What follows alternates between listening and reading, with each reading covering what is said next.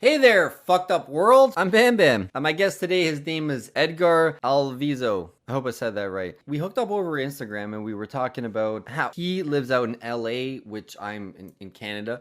So other than watching documentaries and movies about LA, I really have no idea about LA. So I was really curious, to get some perspective on LA and the lifestyle and the people, just anything about LA.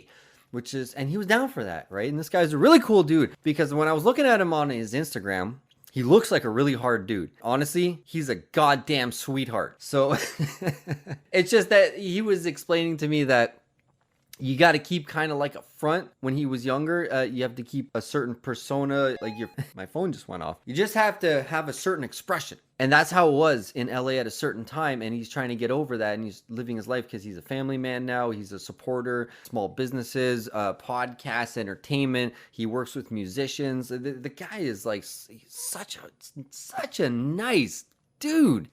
Man, this is why I love doing podcasting, because you get to meet guys like this. What was really interesting about doing this podcast with him is that when he was younger, he's from Mexico. Came from Tijuana back in 89 when he was a child. He was dressed up he was a boy, but he was dressed up as a girl so he could get crossed over from Mexico, smuggled across the border into the United States. This is where it gets real interesting, which is what I learned that he talks a lot about, and you could hear if you listen to my podcast, is in my mind, over here in Canada, when I hear about it on the news, I feel like if you get caught getting smuggled from Mexico into the United States, then they export you back, right? That's not the case. When they first got here, they were put into a camp, low income, housing, and working in the field.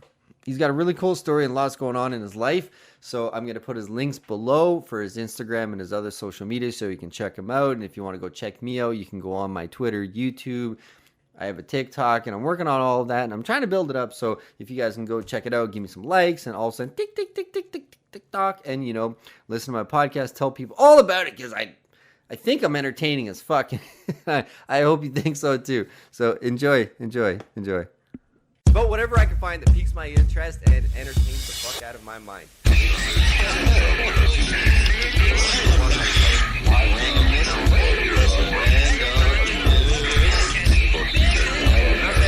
Sometimes people ask me what I'm about. I don't know.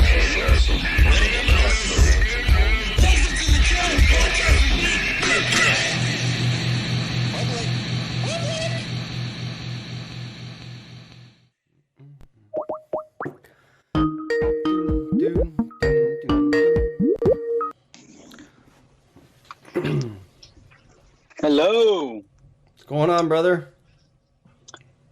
Right here, man. Trying to get this to work. I've never used Skype before. You have to turn on your video. All right. There's a video icon. It says, okay. There you go. There it is. There What's going on, brother?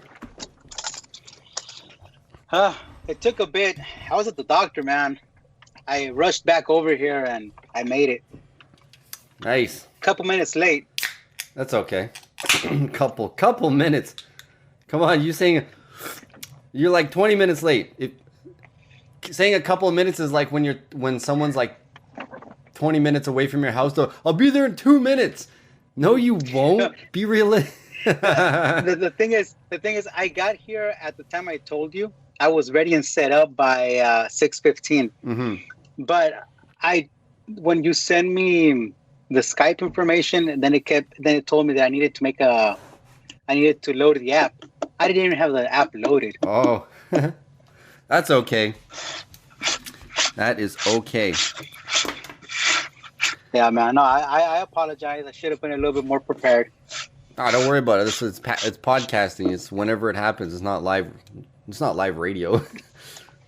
Yeah, definitely. Like I won't even post this for maybe a week or week and a half. Yeah.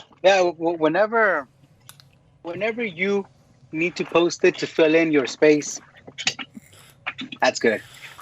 No problem about that. I kind of work in chronological order, so it's like first come, first serve, and I think I have like 2 or 3 that I got to post. But I'm posting more. I want to post like about 2 a week now, maybe 1 minimum, but like on average 2 a week. So you'll get there. You will. So you're from LA, brother?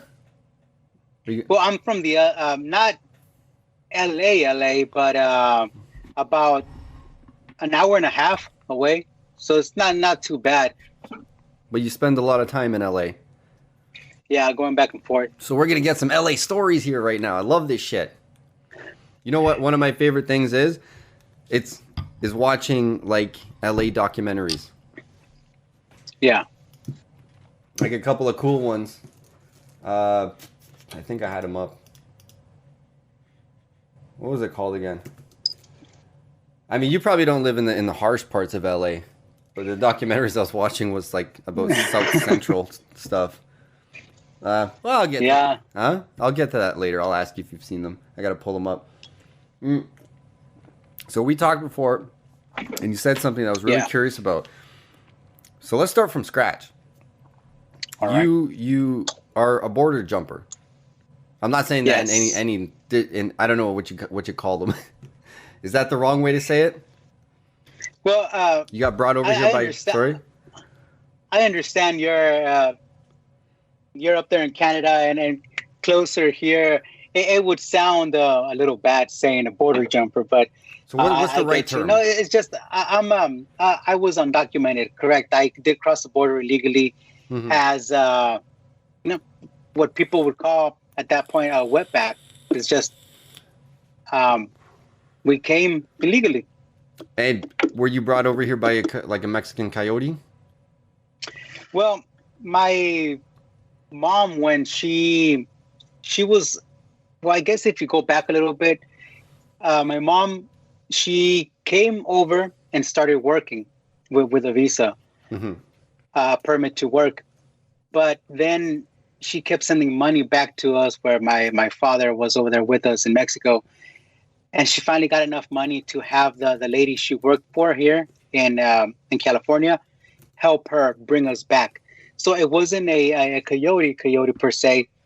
It was a lady that my mom paid to bring us using her kids' information. Like if I was the son or daughter of theirs with their paperwork, but we did cross in the night. So I just pretended to be asleep when I was 6 years old. So you, sorry, damn babe. So you crossed at the border crossing from Mexico into the United States? And correct. So your mom's friend pretended that you were her children on their passports, but the children were like what, back in Mexico? No, her children were still here. Oh, so she drove through the border with their passports. With their paper, yeah. So it didn't look like, okay, because I was like, okay, if she crossed her kids and she's coming back, wouldn't the border be like, where's the children, right? Because they always ask questions. No. So she just took the paperwork and picked us up in Mexico and Tijuana. And what we did, we just got in the car, pretended to be asleep, and crossed over like if we were her kids. That's interesting. I've never heard it done that way. Yeah, this is back in '89, so it was a lot easier. Oh yeah. I remember. It was a lot easier. My parents used to smuggle like moonshine and stuff from Czech Republic back to Canada in water bottles, and they never asked questions. Oh, really? Yeah. Yeah, these were the times where if you paid someone to bring you over, it was only about $300-400 at most. Then it started getting higher and higher. Now you're looking at it being about 10,000 or so to bring someone over. Oh, it's got to be hard too, because out back, like let's say in Mexico, right? I don't know, never been there, but from all the documentaries I've been watching, it's got to be hard to make that kind of money out there. Oh yeah, definitely. Because the peso, which is their currency in Mexico, you're looking at a big difference. Sometimes it's 18, 20 pesos per the dollar. So sending money like how we do send to relatives in Mexico, even $50 every so often makes a big difference. I bet, from the currency. So even if it's like, I don't know if you know anyone that's kind of hopping the border now, but it's what do you think? Like they might have family in America making the better money and then sending it back to Mexico to kind of help them get the money to to come over quicker? Yeah, that's always happened, and not just to come over quicker or anything, but to sometimes it's for older family members or someone that's in need that is a part of the family.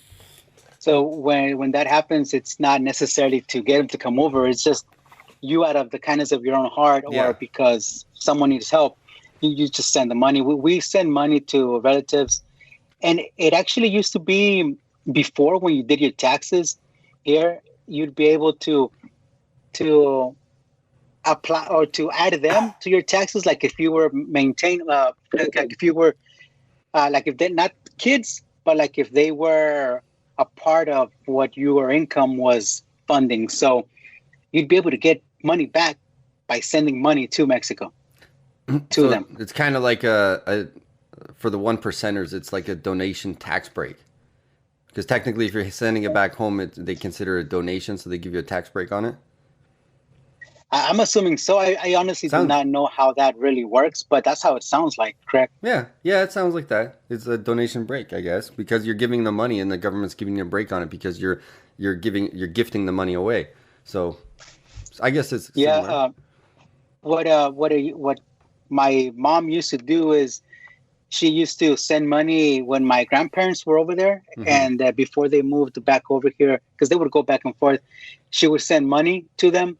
So in the taxes, she would send a certain amount to Mexico. And since my grandpa and grandpa had their own Social Security numbers, they just put in their Social Security numbers. And it was like if they were taking care of them. So it was like if they were their kids, they were getting back a tax break on it, money back. See, this is why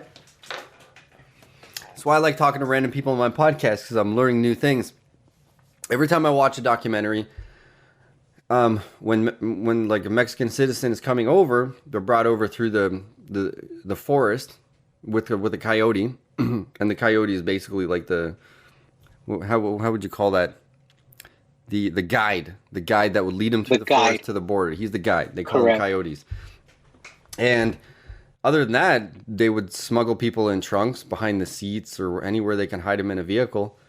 I've never, when I watched a documentary, I can't recall them ever saying that like someone just brought their kids' passports and gave them to their relatives' kids and panned them off as the kids that were on the paperwork. Meanwhile, they're not the kids. That's my first time hearing this. It's cool. Well, if you want to get a little bit more, or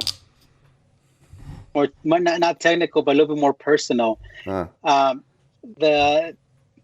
was about 6 years old or so, 6. My sister was about 2 years old or so.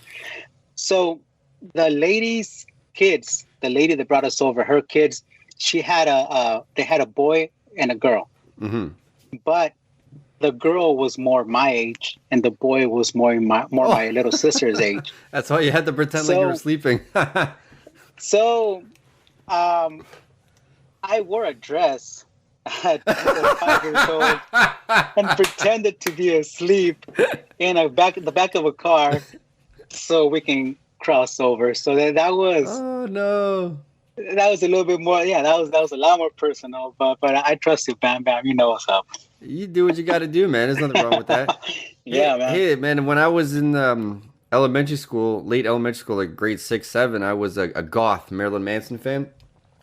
I fucking wore dresses for kicks, you know. I painted my nails black and wore pantyhose. Whatever. You just do what you got to do, right? I did that too. I did like Marilyn Manson also, of course. Who does not recognize the beautiful people? Yeah, and I did.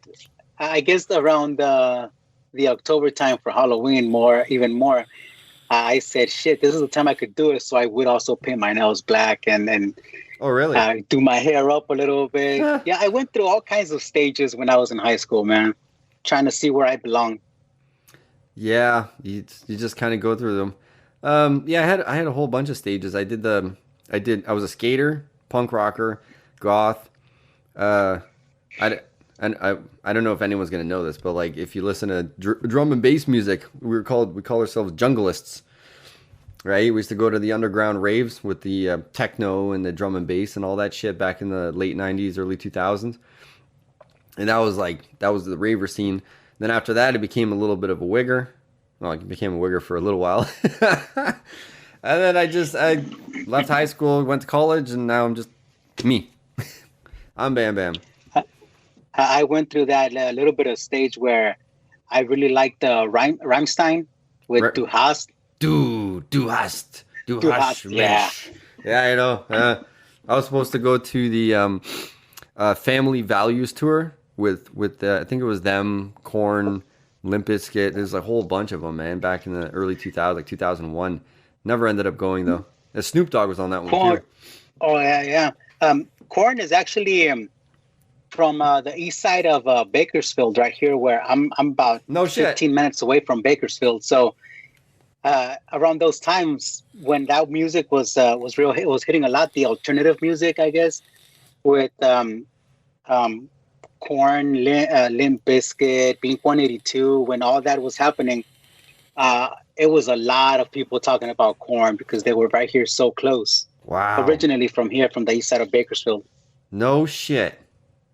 Yeah. That is so cool. So you were in the fucking ground zero of where Korn originated from.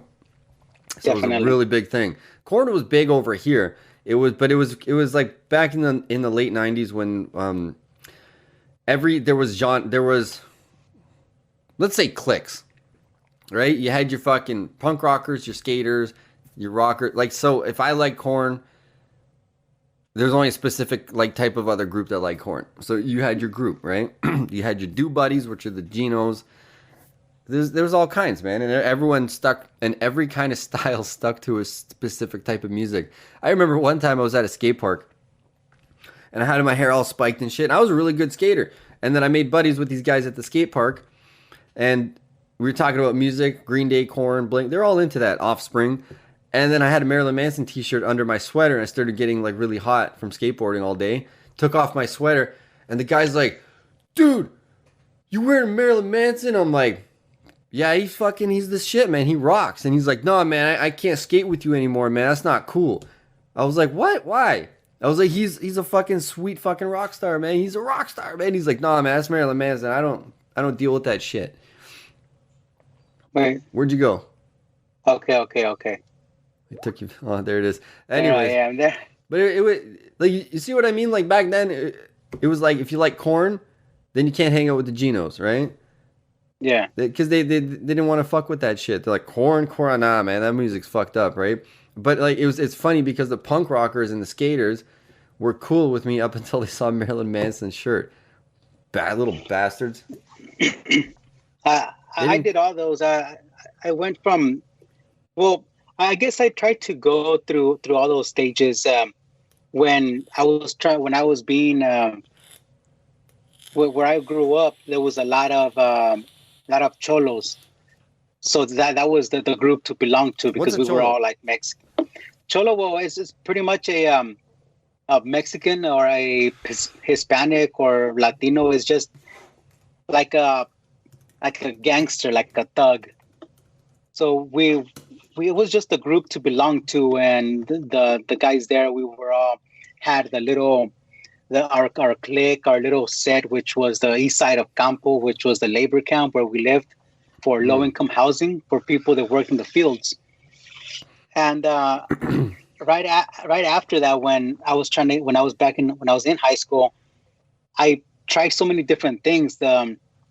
What we called around that time was the East Coastin', the East Coastin' style, which was wearing like Wu-Tang and FUBU and Echo, all these brands, Carl Kanai that had to do with the New York style. Oh yeah, we had that too.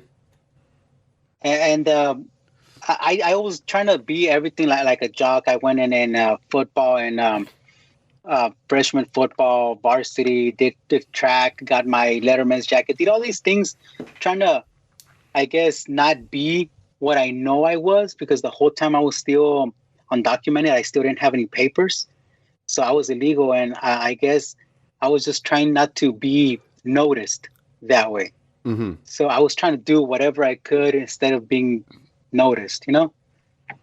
Being a jock is being pretty damn noticed.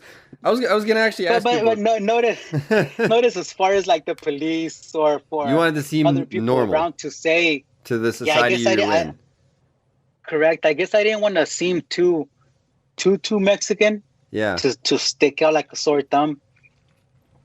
See, And man, those times were they were difficult back in the late, well, mid to late '90s and really early 2000s. but that's a question I have is, so you came across the border, you came here illegally, right? Yes. Okay. 89, so you were a child. You said you were 6. So you're a little bit older than me. But the thing that you went to school. Yeah. How did you go to school? I went to first. Well, because right here there was the whole No Child Left Behind. So even if you were undocumented, Okay. you were still able to go to school. There was a time where they wanted to pass, and a lot of people did walkouts here in the area in Los Angeles and California, where they wanted to take the kids out of school and if they were undocumented. But that didn't go through. That didn't happen. All the time, we were able to still have education, even though we were undocumented and did not have a social security number. That's interesting. So they, it was illegal to jump the border, but they would accept it and allow you to go to school, even though they knew that you weren't here on a permit or a visa or anything like legit. You were here, Yeah, basically unlimited. Fuck, I can't even say the word. Unlegitimate. I can't say it. Unlegitimately? Or Why can't I say it? Can you say it for me? Legitimately. Yes. Okay, that's the word I was looking for. But they would still have programs to keep you here and keep you educated instead of just, gathering you guys up and taking you back. So Yeah, the whole time that I was in school and junior high and even up to high school, there were programs, migrant programs, or I was involved in programs where we would get out of class and take field trips to colleges to help us or to show us that we'd be able to go to college if we applied ourselves. And this was for the kids that were. I had the English. See, I'm messing up my English. English as a second language. Yeah, sometimes I do that. That's the Mexican coming out of me. Sometimes I mess up the language a little bit. I'm born Canadian and I still don't speak proper English. But anyway. Yeah. We went through the whole English as a second language. So I was starting negative when I was in school. I had to work that harder even to get to where kids were at a normal level where they were starting. But when I did come in and I was enrolled in school, I was starting late. And then to come into a school here in the United States, here in California, where I had never spoken any English, I was only speaking Spanish. There was no way I could communicate with anybody. So the whole time I was kicking the teacher, biting the teacher, running out the classroom, doing everything I could to be out of there because I didn't know what was going on or how to deal with it. I did have to do my first grade again. So I was I went to first grade twice. So when I graduated at 19 instead of 18 when I should have. I also graduated when I was 19. I did the 5th year. Okay. Don't worry about it, man. You did the 5th year. I redid my first year because I was there in the middle of the year and not knowing anything. So that was difficult. It was difficult on my mom. I know that. For definitely. Sure. Why did your mom leave Mexico? Well, over there, we were living in well, if you're going to that's a long story on its own. My mom had a really bad childhood when she was younger, when she was about 13 years old. In Mexico, it's very common for the man that likes the female, the woman, it's called robársela, to steal her. Oh. So my mom one time at some point she was there just out and about, and he which he's not my dad. He's my sister's dad. But he went to her, talked to her. They started talking a little bit, and he just said, "Okay, come live with me." And he just took her. My grandparents always thought that she had ran away with him. So that Whoa. led to a difficult I guess difficult teenage years for my mom. So she wanted to get away from all that. At that point in the 80s, we were living in Mexico in a dirt floor house area, just eating eggs and beans and frijoles. She just wanted something different for us to be able to thrive in the future, to be able to do something other than what she was doing. So she started coming here to work with a visa in the United States and California, and that itself had its own difficulties. But my real dad, my real dad, he did not want to work. He was always living off my mom, even though he lived in Mexico. We lived in Mexico, and he was a policía judicial federal, which is the police officers over there, the ones that can drive around their big trucks with guns, just holding. I remember having a picture of him holding a big AK-47, just out and about like nothing, because they can do that over there. But he's also, they're known to be some of the crooked cops, where if you're stopped in Mexico just for anything, they give you what is called a mordida, which is when you can just give them 20, 30, 40, 50 bucks.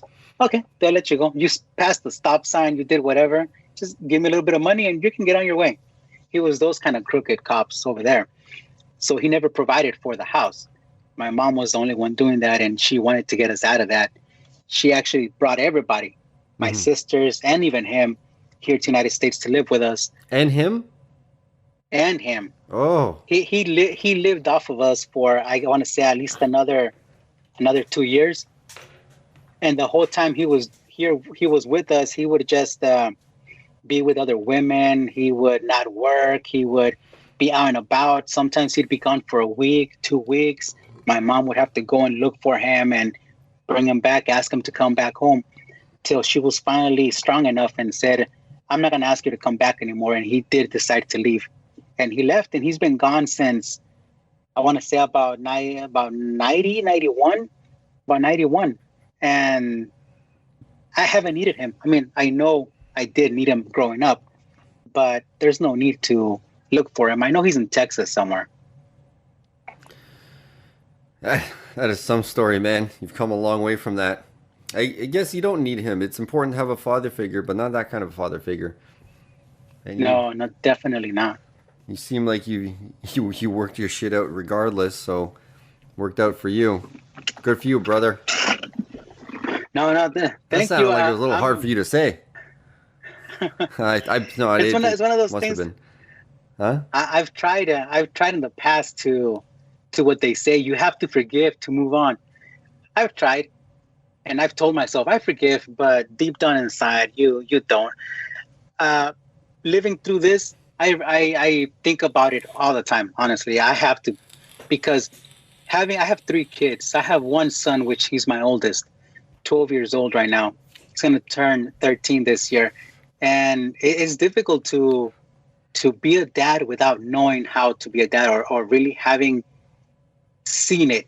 You know, I didn't never saw anybody be my dad. So at this point, I'm just winging it.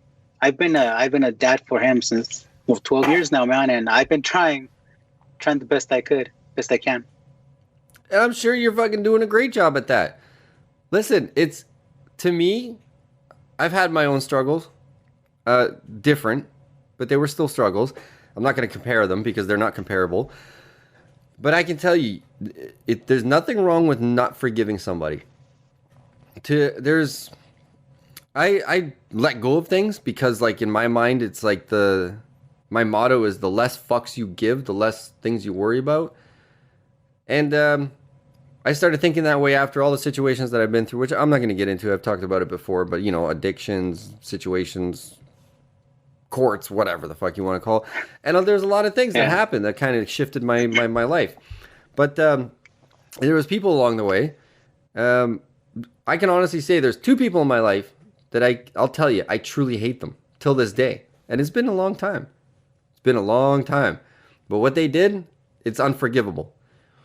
But me letting them go and moving in my direction and forgiving myself for what I did and kind of getting to a next level, to a point where I'm like, I feel free, and the less fucks you give, the less worries you have. I'm worryless right now. Even though the like COVID and everything's going on and I should have worries, but I don't.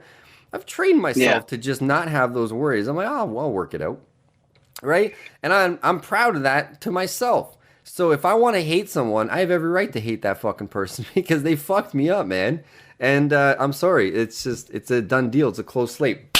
Bam, bam. It's so you can have that bam, bam, and have done. this. Yeah. You know what I'm saying? Don't feel guilty about that, I guess. I'm trying to say.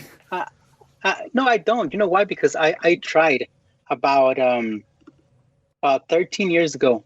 I tried. My mom went over to Mexico to visit because at this point, I've had my Social Security now, and my mom has.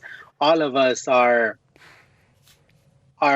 able to be in this country. We all went through what we had to go through to be legal here. So about 13 years ago, my mom went to go visit in Mexico, and she actually saw him in his old hometown.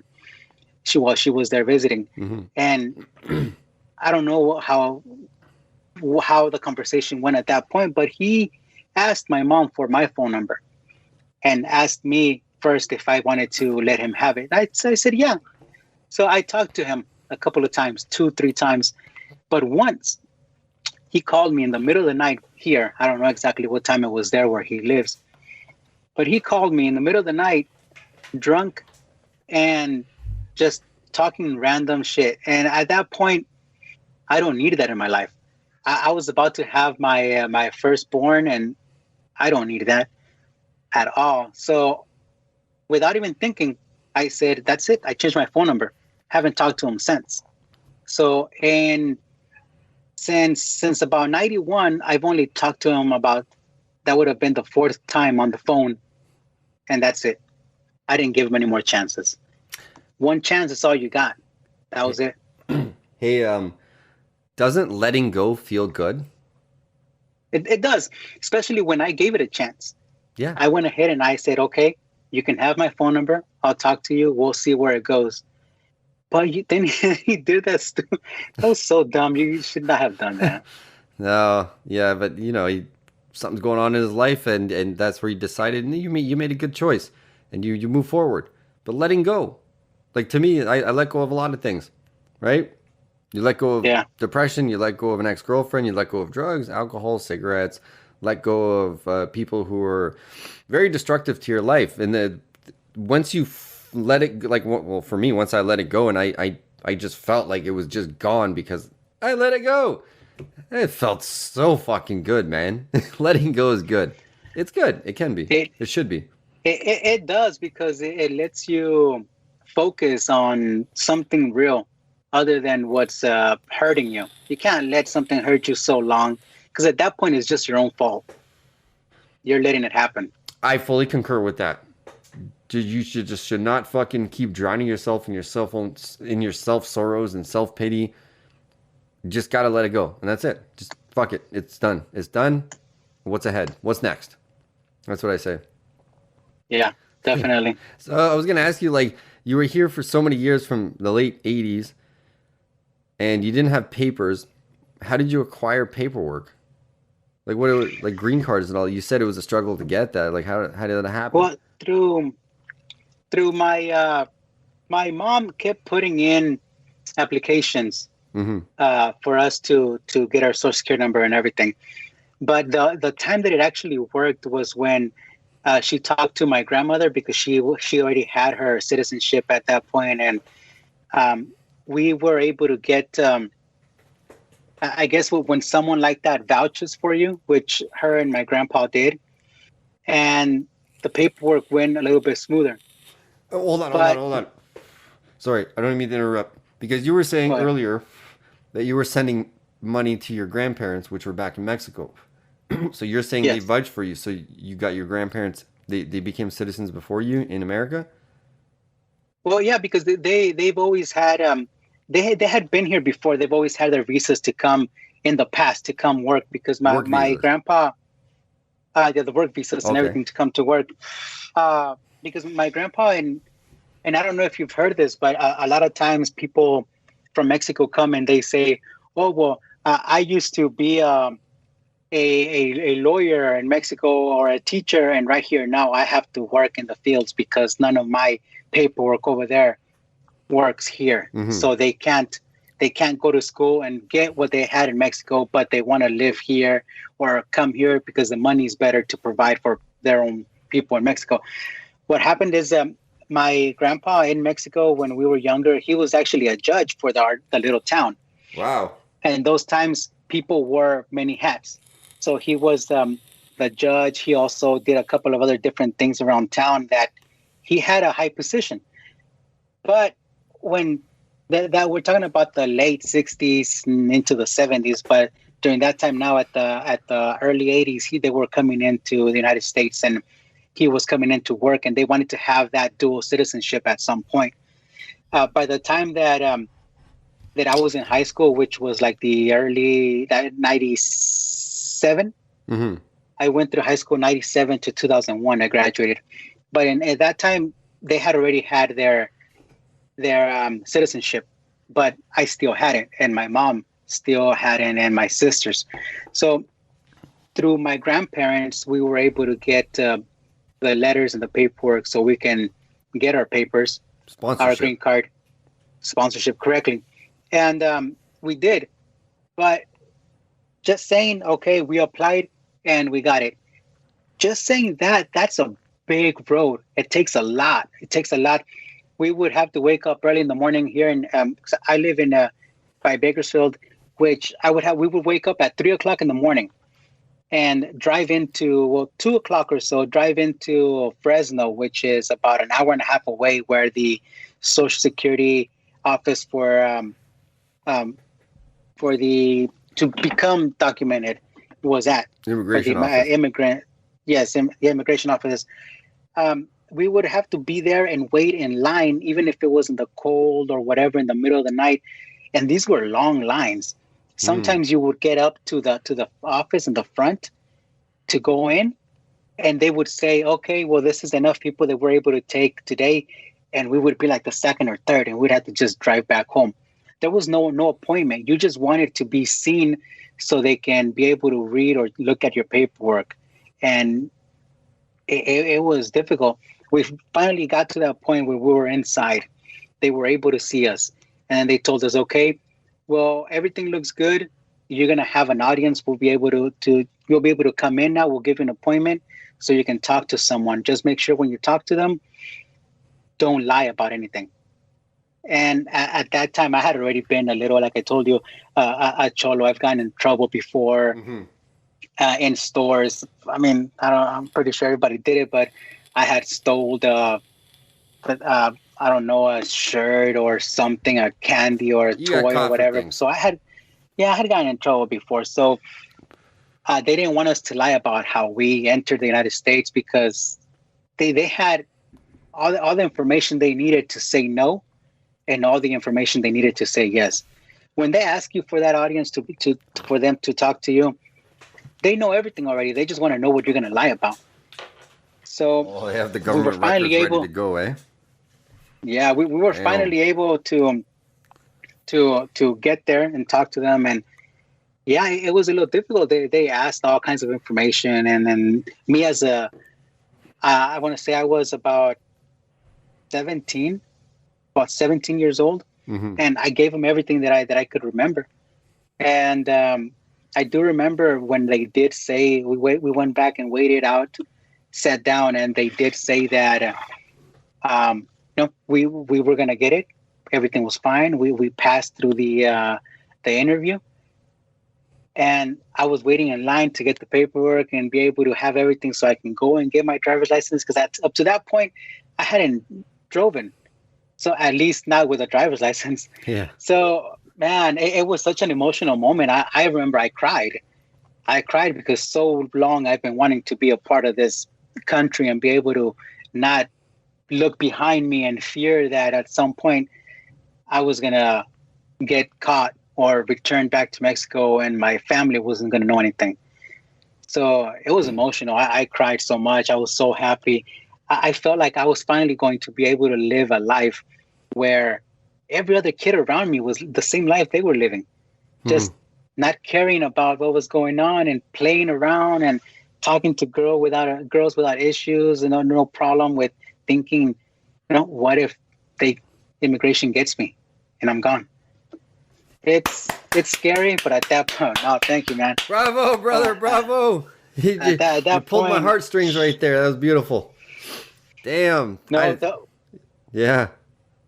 If you really wanna know a little bit more in depth behind that, I was in getting past towards elementary and into junior high, and I think I was the only kid that had a wallet.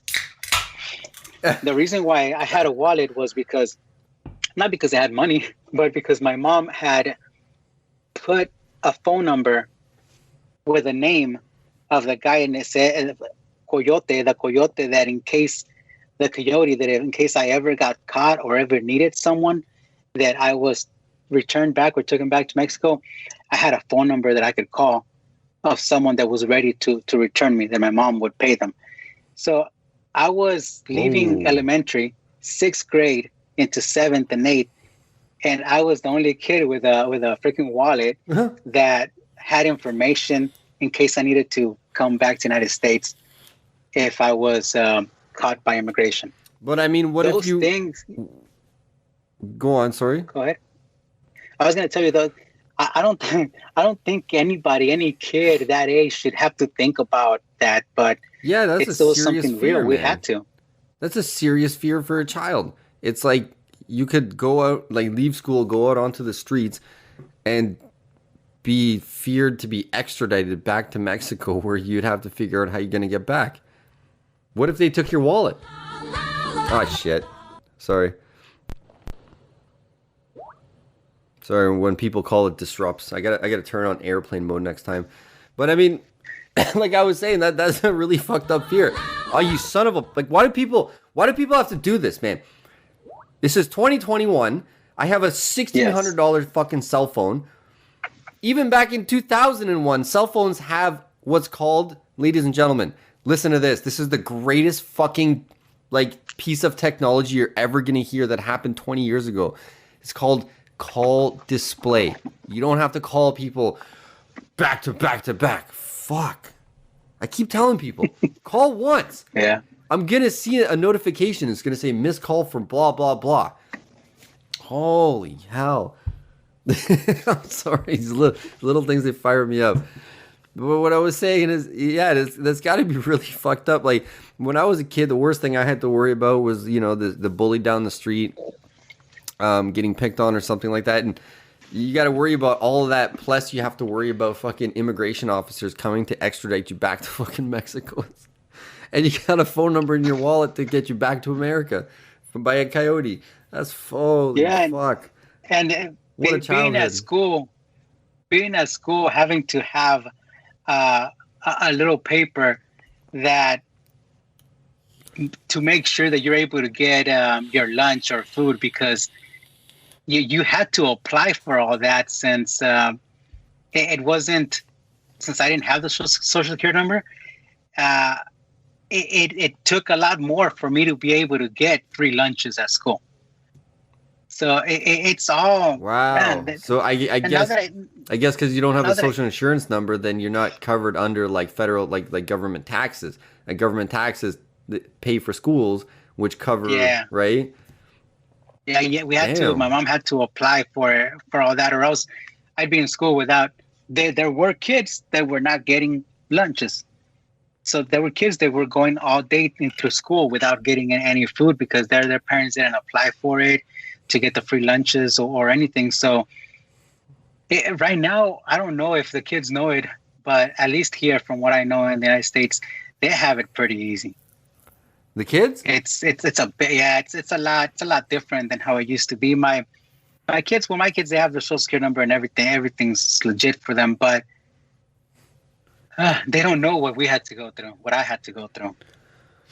Well, none of us know what our parents had to go through. My parents were my dad came here because his dad, like my parents are from the Czech Republic. My father came here. His dad was a general in the Czech army and was trying to force him into the military, and he didn't want to do that. So he basically, him and his buddy, got put into a trunk and brought to Austria, and then from Austria they went somewhere else, and then ended up taking a plane into Canada. And I forget the rest of the story. It'll come to mind later, but that was kind of his situation.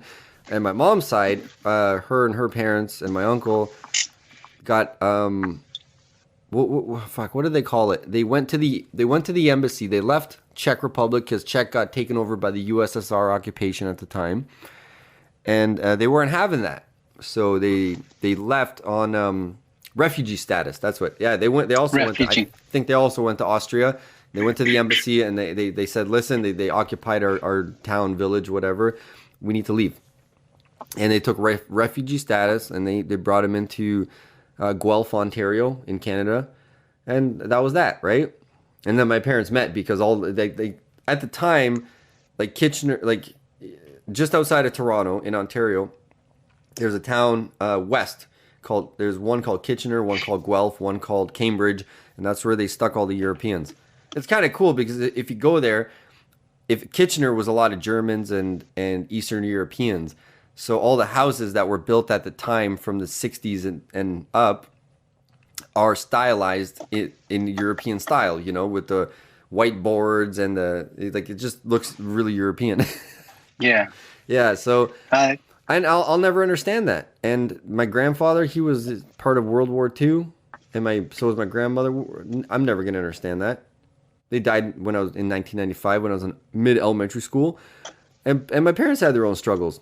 And, you know, the craziest part, I remember there was one time, I actually did a recording with my mom, asking her to tell me about all the stories, you know, about how she came here, how she grew up on a farm.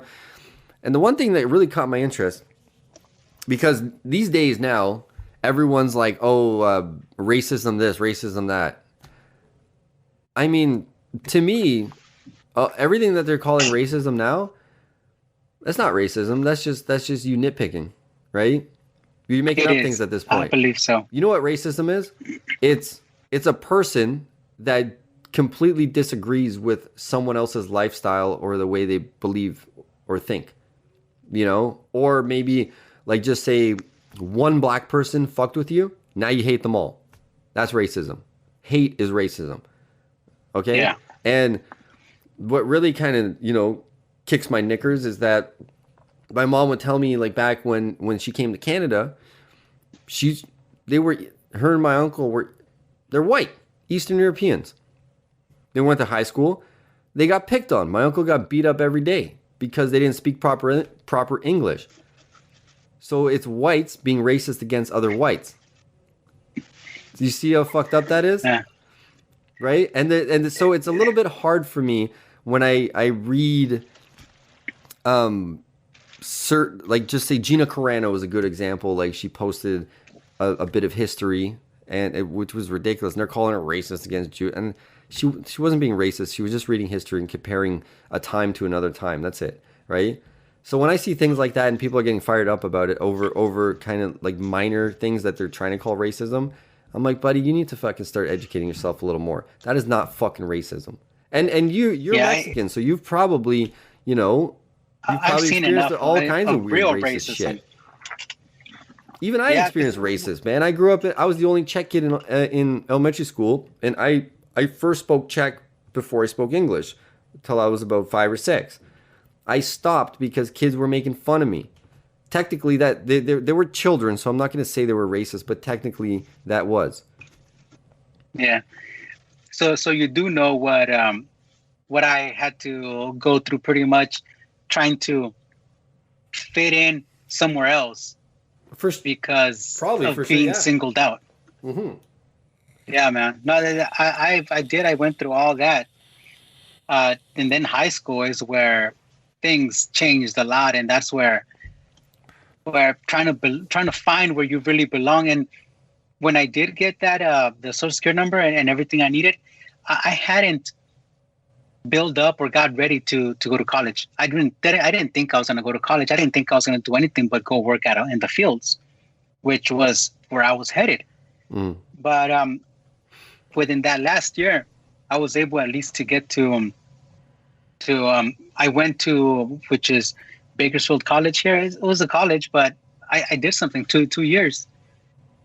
I didn't end up graduating, but I did get that experience and know what it takes to actually be in a college and then be able to I was there. I was able to see that point where I would have had a different life maybe if I would have prepared myself, but I didn't know I was going to be able to have that opportunity and get my paperwork ready right before I left high school. What did you take in college? I went for child development. Interesting.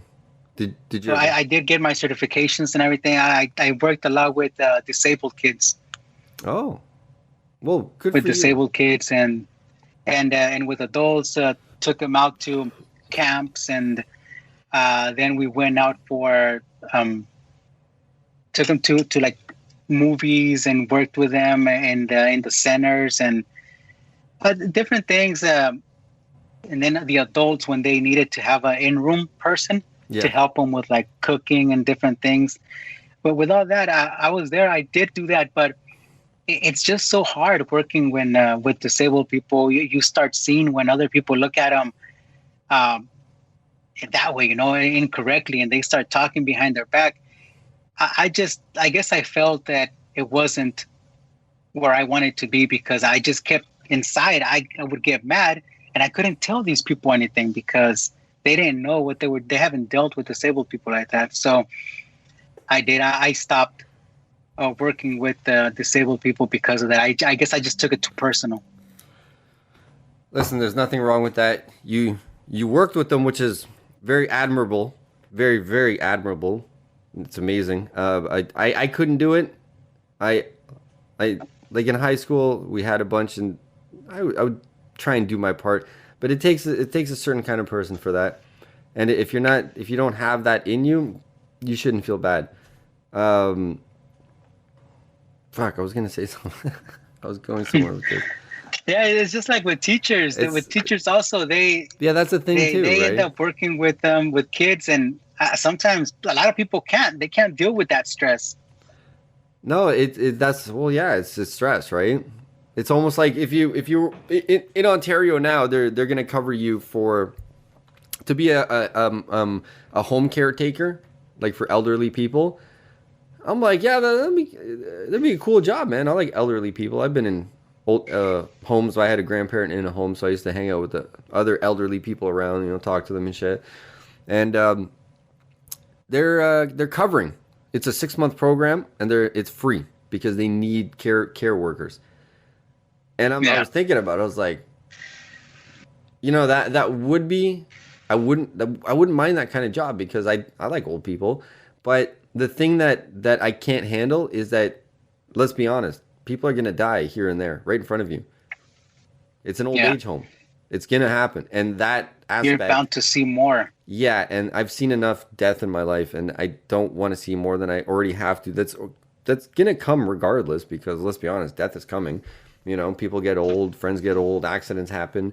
And I accept the fact that things are coming, right? But I don't want to put myself into a position where I'm going to have to see it on the regular. So, yeah. But there's going to be someone out there. So it's good for Ontario that they're putting that out there to, because let's be honest, the elderly, this is the one thing that pisses me off, is that when I hear all these stories about these stupid situations happening at old age homes, right?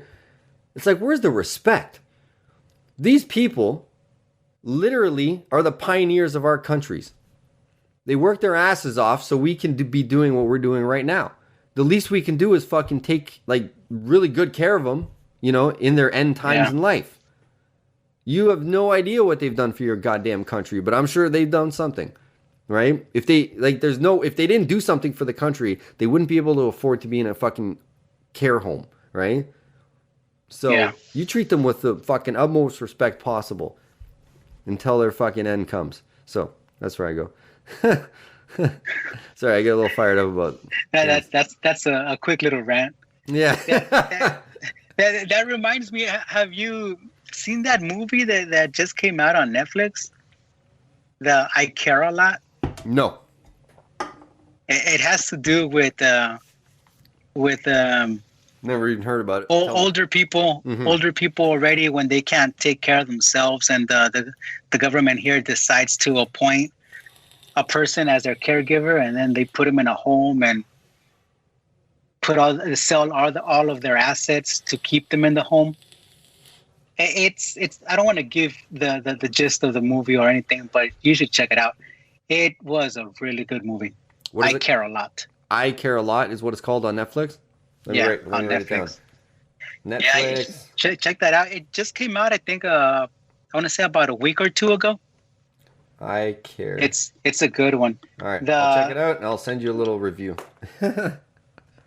Yeah, you could go ahead and do a little review on the podcast or on your IG at some I'll point. just personally message put it you out. and tell you what I thought. All right. Or maybe. Actually, you have kids. Do you have Disney Plus? Yeah, yes, I do. So there, the other night I watched this new Disney cartoon called Raya, Raya and the Last Dragon. It's out already? Yeah. I didn't pay for it because it was supposed to go to theaters. So technically they're treating it as a theatrical release. So you got to pay like $35. It's not a bad deal because think about it. If you have even two people in your house, that's like what, around $17, right? Yeah. If you have you and like let's say your wife and two kids, now split 35 into 4, right? And so you need to support a little bit. If it's supposed to be in, like my buddy's like, oh, that's bullshit because there's so many other WandaVision came out and WandaVision. and it's basically like a movie. I'm like, yeah, but it wasn't a theatrical release, right? I'm like, do you want to be able to go back to the theaters? Right? This is why they're doing it. Like they need to make some kind of like theatrical income, right? Like film release income. They need to see that people are still interested in the movies. I want the fucking movies. I love the movies, Yeah, man. me too. Friday night, Saturday night, man. Opening night on a Thursday, whatever. Fucking, it's an event for me. I go to movies on my own on opening night. Like if no one wants to fucking deal with all the people, I'm like, fuck it. At least I can find a seat by myself. I'll go opening night. Yeah, it used to be fun just taking the kids out to watch like that movie Raya that came out. Yeah, it used to be fun, but we can't do that anymore right now. we will eventually. But what I'm saying is sometimes you have to support. I didn't because I watched it on my own. Well, not on my own, but I downloaded it. But it's not. I'm on unemployment insurance, so I'm sorry. I've spent so much money in the theaters. I can download here. That they owe you, huh? A little bit. You spend so much that they owe you now. A little bit. And what I was gonna say is Ray is really fucking good. Holy I have to fuck. check it out. It really blew me away. My favorite part is there's this bug that farts this dust, and the dust is a bomb. She's like, "Oh my Really? god, watch out for the bug!" And the bug goes, and then you see this like colored dust come out of his ass, and then I'll see like move, and she like dodges it, and it goes poof. Oh, I'm gonna have to check it out definitely. It was so funny. I waited for Mulan when it was just coming out, but a couple people that I know did pay for it to see it. They were disappointed. I enjoyed it. I didn't watch it yet. No, I'll probably watch it. But hey, can you give me 1 second? I gotta go to the bathroom. The beer's getting to me. Yeah, go ahead, man. Give me 1 sec. Ooh.